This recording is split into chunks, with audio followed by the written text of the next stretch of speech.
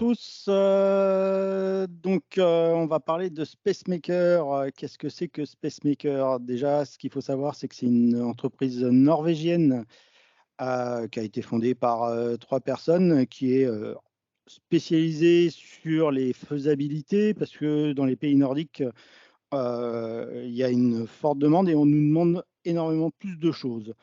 Aujourd'hui, SpaceMaker, c'est 120 personnes qui sont disséminées en Europe, aux États-Unis. Et cette société a été acquise par Autodesk en 2020, ce qui permet à Autodesk en fait, de couvrir tous les spectres de la vie d'un bâtiment, de la faisabilité, jusqu'à la fin, son intégration dans les bâtiments. SpaceMaker, qu'est-ce que ça va être? Ça va être une nouvelle façon de voir les faisabilités. On avait une certaine vision des faisabilités. Là, l'intérêt, c'est que d'un seul coup, on va pouvoir récupérer pas mal d'informations qui sont présentes un peu de partout de façon gratuite. Alors, pour nous en France, c'est là notre chance et Maj nous fera la démo. Donc, on va récupérer le cadastre, la volumétrie autour de nos bâtiments et le terrain. Alors ça, c'est déjà pas mal. Après, on va réussir avec SpaceMaker soit de dessiner nos bâtiments comme on l'aurait fait avant, mais vous allez voir que c'est une façon très intuitive de le faire et on va pouvoir récupérer directement pas mal d'éléments comme les surfaces, tout ce genre de choses. Tout est paramétrable, mais ça, on le verra après. Et évidemment, il y a la partie Generative Design où il y a une intelligence artificielle qui va nous permettre de faire des éléments, mais on aura toujours la main sur ce que fait cette Generative Design. Le plus de SpaceMaker, ça va être l'analyse. Vous allez voir que on aura pas mal d'éléments qui vont pouvoir se faire, les études d'ensoleillement, les îlots de chaleur, tout genre de choses. C'est des choses qui vont se faire en temps réel. Alors, suivant les éléments qu'on va avoir, eh ben, il faut plus ou moins de temps pour le faire. Et une chose qu'on avait l'habitude de faire, entre guillemets, on partageait tous nos éléments en PDF et on envoyait toutes nos faisabilités à nos clients en PDF. Et bien là, on va pouvoir donner accès à la plateforme pour pouvoir illustrer peut-être un peu plus simplement nos éléments. Ici, je vous disais, c'est la force de SpaceMaker, ça va être toutes les analyses sur les géométries. On va voir qu'on va pouvoir intégrer le site, les bâtiments, mais aussi les appartements. On va voir les impacts, la densité. On va voir qu'il y a pas mal d'éléments qui sont là pour nous aider. On est toujours maître de ce qu'on fait, mais on va pouvoir un peu plus expliciter et de le faire de façon visuelle pour prendre des décisions un peu plus éclairées. Alors là, on vous a mis un petit peu la façon classique de faire des faisabilités et la façon SpaceMaker. Alors, la façon classique, notre maître d'ouvrage nous donnait un lieu, une parcelle, on établissait un plan masse, on allait faire des volumétries. De cette volumétrie, on allait faire des typologies, on allait récupérer des surfaces, on allait orienter nos bâtiments et on allait proposer à notre maître d'ouvrage la meilleure décision qui soit par rapport à ce qu'on ressentait du site. Et bien là, dans SpaceMaker, on va un petit peu tout mélanger parce qu'à partir du moment où on va faire notre plan masse, on va faire la volumétrie, la typologie et tout ça va se faire, entre guillemets, assez rapidement et ensemble. Tout ce qui est les surfaces, ça va se faire au moment où on dessine de façon automatique et toutes les aides à l'addition qu'on a vues tout à l'heure, la luminosité, les îlots de chaleur, ce qu'on pourrait mettre sur les toits, ça va nous aider à pouvoir avoir une meilleure appréciation du site et de pouvoir le communiquer aussi avec notre client. Et bien maintenant, on va passer à la démonstration. Alors, ce qu'on va voir, c'est comment on crée un projet, comment on va naviguer dans cette plateforme, la configuration des éléments 3D, que ce soit sur le site ou sur les bâtiments, la partie générative design, comment on peut aborder un projet, mais vous allez voir qu'en fait, on peut l'aborder de différentes façons. Une partie design où on va pouvoir reprendre la main sur le generative design et modifier les éléments, voir les analyses qui sont faites. Chose qui va être assez intéressante aussi, tout ce qui est les comparaisons des propositions par rapport aux surfaces, par rapport à toutes les analyses qui sont faites. Et enfin, un export des résultats parce que vous allez voir que on va pouvoir le récupérer dans quelques-uns de nos logiciels favoris pour le faire. Et du coup, je vais laisser la parole à Majd pour la démo. Majd, à toi. Bonjour à tous, merci Fabien pour cette présentation riche et claire. Donc là, je vais partager mon écran. Hop. Donc là, on va se connecter directement sur la plateforme SpaceMaker. Donc en se connectant sur SpaceMaker, donc là, on va arriver à la page d'accueil. En fait, là, on peut changer la langue. Donc si vous êtes plus à l'aise en anglais, en français ou même en norvégien, vous pouvez changer la langue. Donc là, on va créer un nouveau projet. Donc le pays, la France, on choisit le dossier et le nom du projet. Donc notre site va être à Lyon, à côté de Fabien, juste en face du parc Sergent-Blandon, pour les gens qui connaissent la zone. Donc là, on va le nommer parc Sergent-Blandon. Et suivant. Donc, pour arriver au site, il suffit de mettre l'adresse postale. Donc, on va mettre parc Sergent-Blandon, rue du Repos, Lyon, France. Voilà. Donc là, c'est notre site. En fait, SpaceMaker, il va importer les données cadastrales, c'est-à-dire il va importer les parcelles. Donc, entre-temps, on peut regarder ce qui se passe dans notre terrain à travers l'image satellite qui est là. Donc là, on peut regarder le parc Sergent-Blandon en face de nos deux parcelles qui vont être là et là. On a aussi les rails qui sont juste à côté du terrain.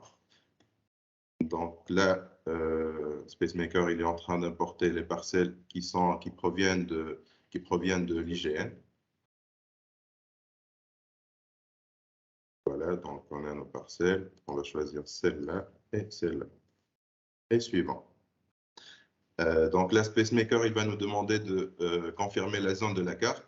Donc pour moi, je préfère que ça soit une zone un peu grande pour que le terrain soit riche. Voilà, donc on met confirmer la zone. Et là, il nous demande de choisir les données qu'il va importer, les parcelles, les bâtiments, les routes, etc.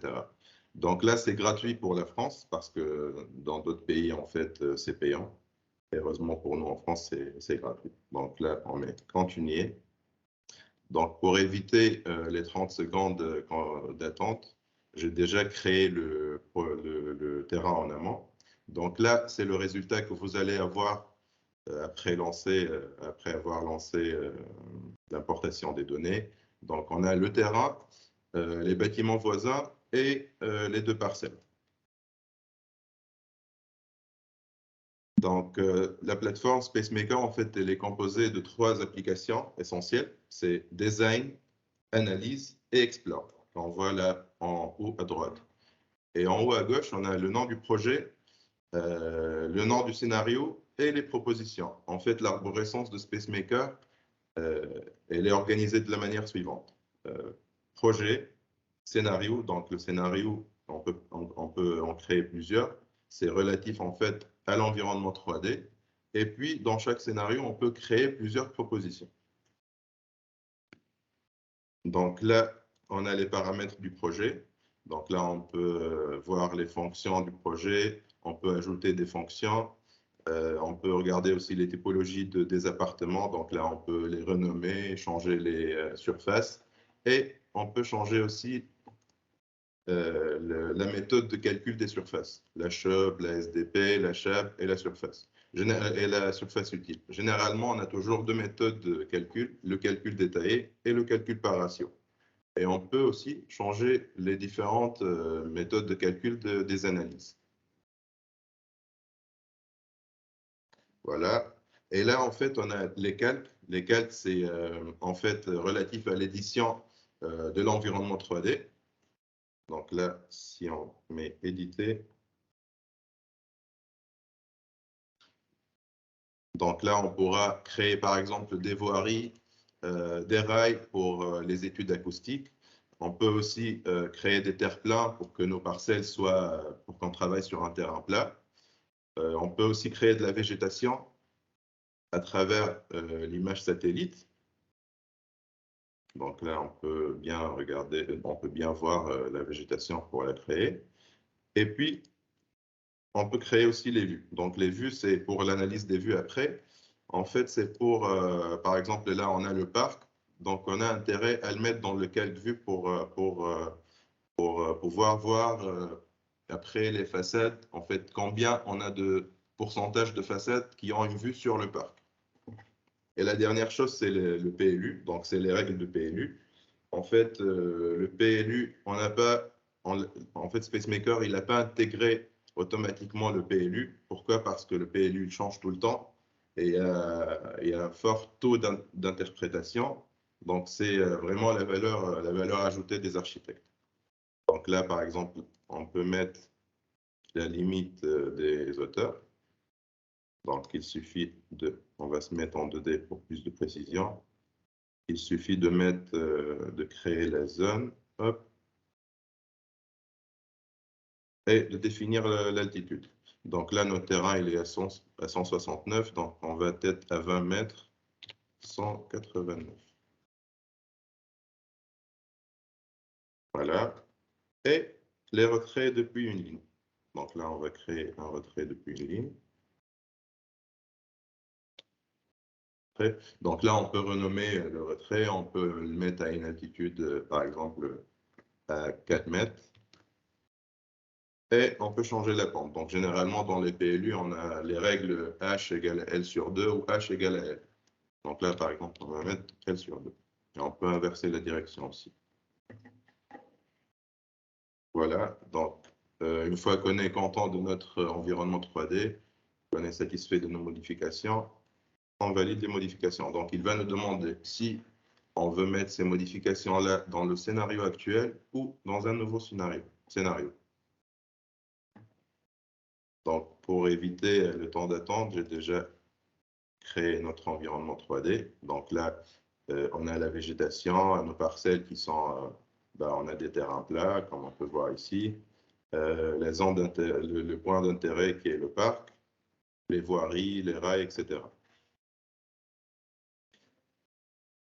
Voilà, donc ça c'est pour l'édition de l'environnement 3D. Fabien, est-ce qu'on a déjà des questions par rapport à, Non, pour l'instant, il n'y a pas de questions Ok, dessus. donc tout est clair, tout est bon, c'est bon.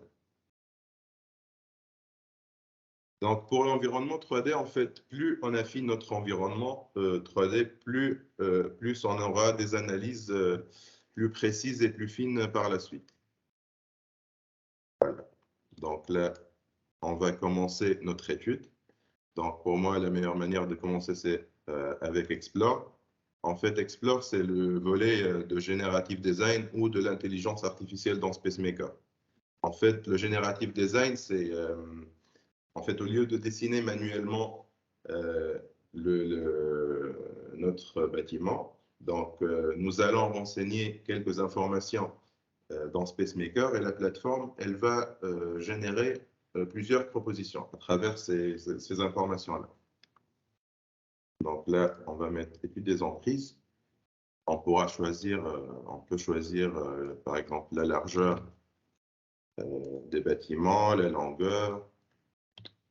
On peut choisir aussi des typologies de plan masse. Donc là, on va décocher quelques typologies.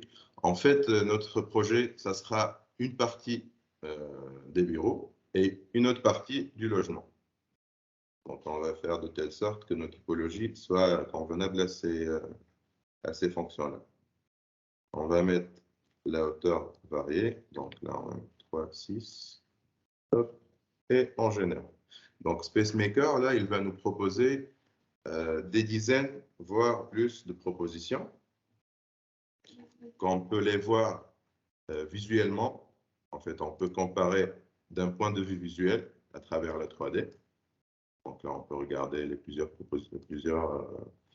propositions qu'il a générées et de comparer à travers les statistiques, c'est-à-dire à travers les surfaces, l'emprise au sol, la surface de plancher et la chaude.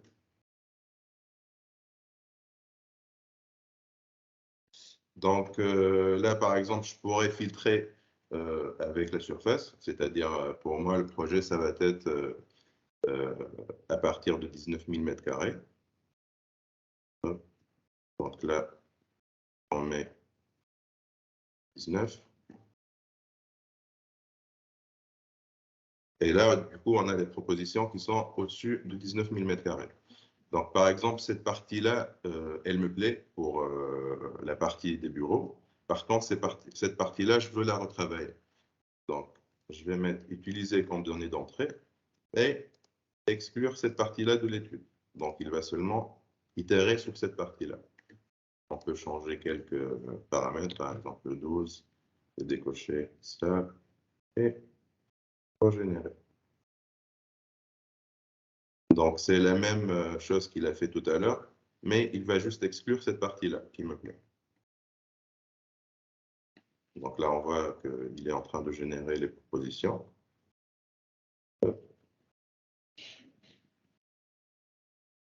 Donc, pour moi, par exemple,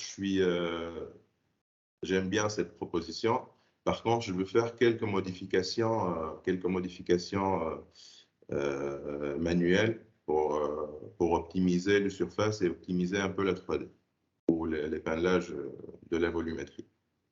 Donc, on va aller directement dans Modifier dans Design. Voilà. Fabien, est-ce qu'on a des questions par rapport à la partie Explore?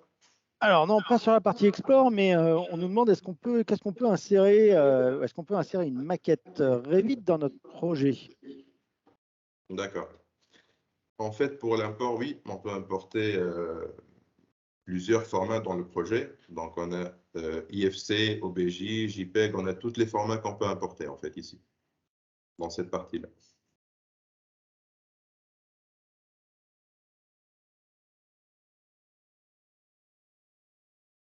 D'autres questions, Fabien? On me demande si dans la partie, alors non pas Explore, mais dans la partie Design, est-ce que on peut esquisser des volumes de toit en pente ou en mansarde? En pente? Non, pour le moment, SpaceMaker, il peut pas dessiner des volumes en pente. Par contre, on peut importer des volumes en pente. Alors, vous allez voir quand même qu'on va pouvoir modifier un petit peu ces volumétries qui sont pour l'instant assez basiques, mais je laisse Maj d'avancer dans D'accord, sa démo. merci pour les questions. OK, donc là, comme on a dit, donc on va essayer d'optimiser notre modèle 3D, donc optimiser les surfaces et la volumétrie. Par exemple, là, je vais supprimer un étage pour avoir un épinglage plus sympa, par exemple.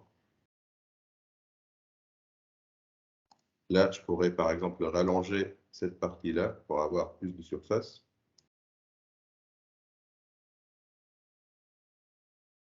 Je pourrais aussi ajouter des étages. Par exemple, là, on a 3 étages, donc on va mettre 5. Et 4 étages par ici. Donc là, vraiment, tout est... En fait, notre volumétrie, elle est paramétrable, tout est modifiable. En fait, on peut ajouter des étages, allonger les bâtiments, supprimer des étages, etc. Donc, après avoir fait nos optimisations, donc là, on peut taguer les fonctions de nos bâtiments. Donc là, on a dit qu'on va mettre des bureaux de ce côté-là et du logement de ce côté-là. Donc, il suffit de sélectionner le bâtiment Et par exemple, là, on va mettre bureau. Et là, c'est du logement social. Et là, c'est du résidentiel. Donc là, les fonctions, bien évidemment, on peut ajouter, on peut changer les noms des fonctions. Par exemple, là, on a crèche, commerciale, etc. Donc, pour les espaces qui sont sur la rue, donc là, on a intérêt à créer des commerces. Hop, hop. Donc là, on peut changer, par exemple, la hauteur. On va mettre 4 et mettre du commercial. Ce qui est intéressant, c'est qu'on peut voir que la SDP, la SHOB, tout ça se remet à jour Oui, bonne remarque, Fabien, merci.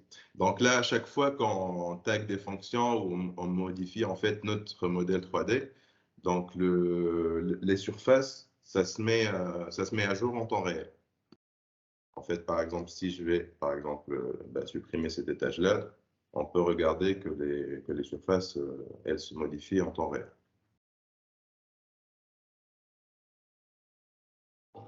Donc là, ce qu'on va pouvoir faire aussi sur la partie design, c'est qu'on peut dessiner ou générer des parkings automatiques. Donc là, par exemple, pour notre logement, on a dans le programme un parking de 2 étages, sous-sol. Hop, on dessine la zone et entrée. Donc là, on peut cacher les bâtiments pour voir notre parking. Donc là, notre parking est totalement paramétrable. On peut changer l'alignement, on peut changer la largeur des places, la longueur, la largeur de colonne, etc. Donc là, pour la largeur de voie, par exemple, on peut descendre à 5,5. Là, on peut mettre 2 étages. Donc là, on voit que les places et les surfaces de stationnement se mettent à jour par rapport au nombre d'étages. Et on remet notre bâtiment. Donc, ce qu'on pourra faire aussi, et ce qui est très intéressant sur SpaceMaker, c'est la génération des appartements. Donc là, on a un clic. En fait, là, hop, et là. On voit que SpaceMaker, il a généré des appartements sur les 2 bâtiments. Donc là, on va pouvoir voir le dispatching en fait, des typologies par rapport au pourcentage. Donc là, on a 20% pour toutes les typologies. Par contre, si on a dans le cahier de charge de notre promoteur des pourcentages variés, on peut les varier ici et régénérer. Donc SpaceMaker, il va faire de telle sorte qu'il respecte les nouveaux pourcentages qu'on a mis. Donc là, pareil. Ouais. Oui, vas-y, Fabien, vas-y. Non, mais tu as répondu à la question que j'avais posée. D'accord.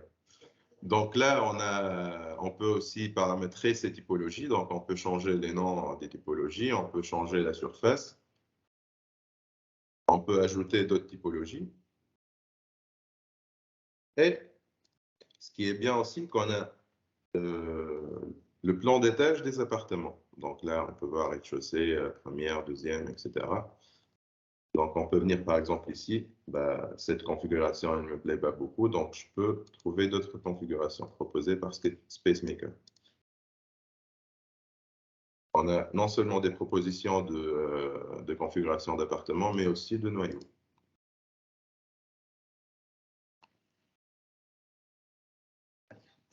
Voilà, donc... Pendant que tu étais sur cette partie paramétrable, j'ai une question.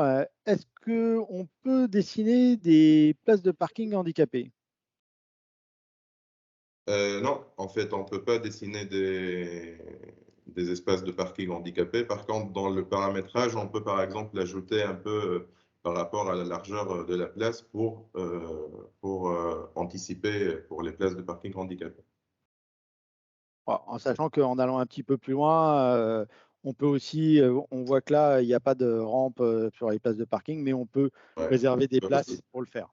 Exactement. On peut, par exemple, dessiner une zone sans stationnement pour, euh, pour la rampe, par exemple, ou pour Pour les les noyaux. caves. Ouais. Merci pour la question, Fabien. Donc après, on a la partie PLU, donc qu'on a renseigné dans l'édition de l'environnement 3D. Donc là, à droite en haut, on a PLU. Donc on peut voir ici que notre bâtiment, il ne respecte pas totalement, c'est-à-dire il ne respecte pas toutes les règles de PLU. Donc la règle de H sur 2, elle n'est pas respectée, elle est en rouge. Ce qu'on peut faire en fait, c'est de convertir le bâtiment en un bâtiment polygonal pour gagner en flexibilité dans la volumétrie. Donc là, par exemple, on peut créer un attique. Voilà. Là, on peut mettre nos volumes.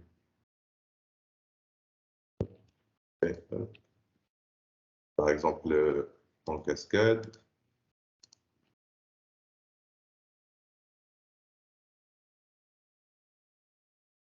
Alors, pourquoi ça? Voilà.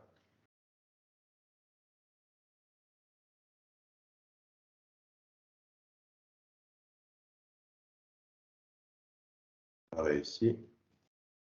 Donc là, on a notre règle PLU qui est devenue verte. Donc là, on a respecté notre PLU.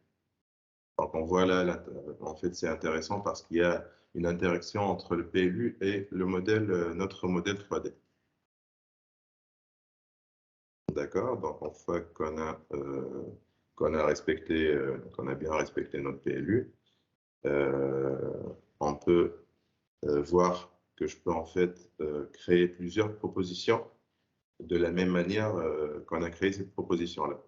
Donc là, j'ai créé deux autres propositions pour pouvoir les comparer après. Donc là, par exemple, on a une proposition avec des bureaux à droite et un socle commercial et les logements à gauche. Là, c'est l'inverse, on a les bureaux et le socle commercial à gauche et d'autres typologies de logements à droite. Voilà, donc ce qui est bien en fait dans la partie design, c'est que tout est paramétrable. La plateforme, elle nous impose rien en fait. Comme on a vu pour les volumétries, on peut ajouter des étages, supprimer des étages, allonger les bâtiments. Pareil pour le parking, pour les typologies d'appartements, etc. Donc là, c'est la partie design. Est-ce qu'on a des questions, Fabien, pour cette partie? Tout est clair? Alors, non, les questions, c'est est-ce qu'on peut récupérer les scénarios dans Revit? Évidemment qu'on va pouvoir le faire, mais ça, Majd le reprendra après. OK. Est-ce qu'on va pouvoir récupérer ou estimer la pleine terre? Ce que je disais, c'est que ça va être dans les analyses qu'on va pouvoir le voir, mais ça, tu vas le montrer dans pas longtemps. Et est-ce qu'on pouvait dessiner des escaliers et des cages d'ascenseurs? Alors non, on va pouvoir dessiner un noyau, mais Ouais, c'est ça. on va pas rentrer de façon aussi précise. Le but du jeu est de faire des faisabilités rapides et pas d'aller dessiner le projet. Après, on revient dans nos logiciels métiers, et ça, on le verra à la fin, sur les exports pour pouvoir aller dessiner, entre guillemets, plus finement, que ce soit les appartements ou les cages. C'est ça, exactement. Donc, en fait, SpaceMaker, il nous donne des informations en amont du projet. Et puis, pour avoir une conception plus fine après, il faut l'exporter dans d'autres logiciels, ce qu'on va voir après. Merci pour ces questions. Donc là, on va passer à la partie analyse.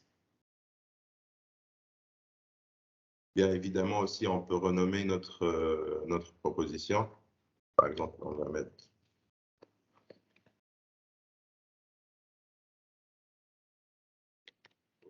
position.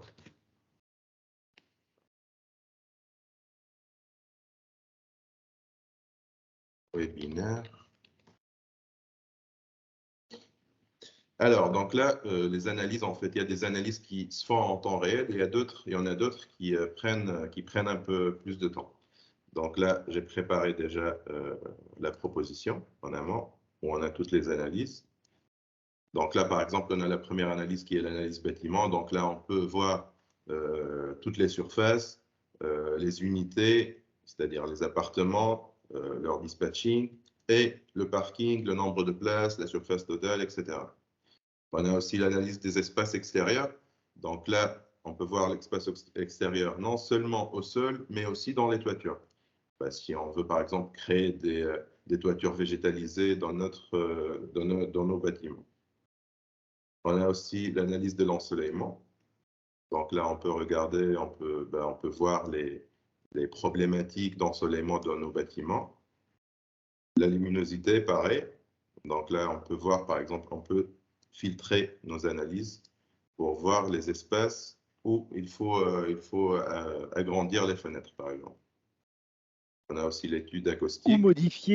Ou du coup modifier notre géométrie pour pouvoir le faire. C'est aussi une bonne façon de moins densifier peut-être un îlot en ayant une capacité de pouvoir voir de façon assez facile que quand on enlève un étage ou quoi que ce soit, eh ben, c'est pour une meilleure qualité d'usage. Oui. Merci Fabien pour l'intervention au bon moment. On a aussi donc l'analyse acoustique qui est faite à partir des voiries qu'on a créées dans notre environnement 3D. Donc ça peut être intéressant pour les archis qui font les études de flux. Puis on a l'analyse de vue. Donc l'analyse de vue, on a deux volets en fait. La distance, c'est la profondeur de vue moyenne de chaque partie de façade et le point d'intérêt. Donc là, on a défini notre point d'intérêt qui est le parc. Donc là, on peut voir le pourcentage des façades qui ont le pourcentage des façades qui ont une vue sur le parc. Puis on a l'étude de vent, l'étude de microclimat. Par exemple, là, pour le microclimat, on peut filtrer pour voir les zones les plus confortables pour créer, par exemple, des espaces de repos ou des terrasses, des bars ou des restaurants, etc. Donc, la dernière analyse, c'est l'analyse d'énergie. Donc, c'est le volet environnemental qui est présent dans la RE 2020. Donc, on peut voir si on met des panneaux solaires dans nos toitures, donc l'énergie par mètre carré et la puissance totale des panneaux. Voilà. Donc, pour les analyses, en fait, nos analyses, ils prennent en compte les bâtiments voisins et la végétation qu'on a créée. En fait, c'est un outil d'aide à la décision très intéressant dans SpaceMaker. Et parce qu'en fait, on a des analyses en temps réel et on a des données qui sont contextualisées dans la volumétrie avec des tableaux de bord à droite. Donc ça, c'est la partie analyse. Fabien, est-ce qu'on a des questions pour cette partie? Non, on n'a pas de questions sur la partie analyse, parce que c'est vrai que c'est pas forcément ce qu'on a l'habitude d'avoir, mais ce qu'il faut savoir, c'est que tout ce que vous voyez à l'écran, eh ben, c'est exportable en PNG et du coup, ça peut être remis dans vos éléments pour que vous puissiez le donner à votre client. C'est aussi ça qui est pas mal. C'est ça. Merci Fabien. Donc c'est là où on peut faire des captures d'écran ou sauvegarder la position de la caméra pour faire une capture d'écran après. Voilà, donc après avoir fait les analyses, on peut faire une comparaison de nos propositions. Donc là, on voit par exemple ces trois propositions qu'on a créées. Donc on peut les comparer d'un point de vue statistique, c'est-à-dire les surfaces de chaque typologie et la surface et le nombre de places de parking qu'on a créé sur chaque proposition. Et on a aussi le volet analytique. Donc, on peut regarder ensemble toutes les analyses qu'on a fait sur notre proposition. Et comme ça va être... donc, comme ça, on peut choisir la meilleure proposition d'une manière objective, en fait. Donc, ce rapport-là, on peut l'imprimer pour l'intégrer, par exemple, dans une étude de faisabilité.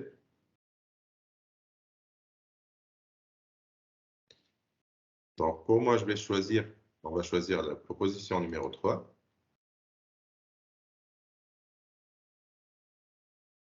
Qu'on peut exporter en plusieurs formats. Mais avant de vous montrer l'export, donc SpaceMaker, en fait, c'est une plateforme qui permet aux concepteurs de partager les résultats et de collaborer facilement avec d'autres équipes, notamment les promoteurs et les mairies, par exemple. Donc là, dans cette partie-là, on a les membres de projet. Donc, on peut ajouter des membres à travers l'email et de choisir le rôle. Donc, soit il est admin, donc il a toutes les autorisations de la plateforme, soit il est éditeur, donc il peut éditer la volumétrie, faire des analyses, etc. Soit il est viewer, donc viewer, il peut seulement visualiser la volumétrie et les analyses qu'on a faites. Donc, il peut visualiser tout ce qu'on a fait sur la plateforme. Pour information, en fait, le viewer, il n'a pas besoin d'avoir un abonnement SpaceMaker, mais juste d'avoir un compte Autodesk pour s'identifier. Donc là, c'est la partie collaboration. Et finalement, la dernière chose que je veux vous montrer sur la plateforme, c'est la partie d'export. Donc là, par exemple, pour notre proposition, on peut exporter la géométrie en IFC, en OBJ, et on peut aussi exporter nos statistiques dans Excel. Et la nouvelle fonctionnalité, c'est qu'on peut en fait exporter notre bâtiment directement, notre bâtiment et notre environnement 3D directement sur Revit. Donc, il suffit de télécharger la DIN pour Revit pour pouvoir le faire. Donc, le résultat que vous allez avoir, c'est celle-là sur Revit. Donc, vous avez tout votre terrain avec les bonnes altimétries, avec les bâtiments voisins, bien géoréférencés, comme on peut voir ici dans le point de base sur Revit. Et on a notre proposition. Donc, notre proposition, on a les murs, les cloisons, les toitures et les sols. Comme on peut voir ici, par exemple, dans les plans. Donc là, on a nos murs extérieurs, les cloisons, donc là, c'est le noyau, les appartements, etc. On a même les fils structurels qui sont exportés de SpaceMaker. Donc, c'est ça tout ce que je voulais vous montrer sur la plateforme. Pour conclure, en fait, je trouve que la plateforme, quand vous avez pu le constater, c'est une plateforme très intuitive. Donc, vous pouvez devenir utilisateur en quelques heures avec la formation qu'on va vous proposer plus tard avec Mouloud. Donc, c'est une plateforme, aussi c'est une plateforme SaaS basée sur le cloud.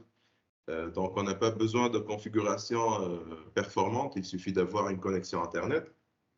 SpaceMaker, il nous permet aussi de gagner un temps considérable dans la phase faisabilité et aider à passer moins de temps sur les tâches courantes, comme la création de l'environnement 3D, par exemple, qui est instantané. Donc, ça permet de créer des meilleurs projets, d'améliorer la qualité de vie pour satisfaire les proprios, notamment les promoteurs. Il permet aussi de collaborer les différents résultats qu'on a eus et de partager avec les différents collaborateurs pour pouvoir les convaincre, notamment les mairies, les promoteurs, etc. Voilà, donc merci pour votre attention. J'espère qu'avec cette démo, je vous ai donné envie de commencer votre aventure sur SpaceMaker.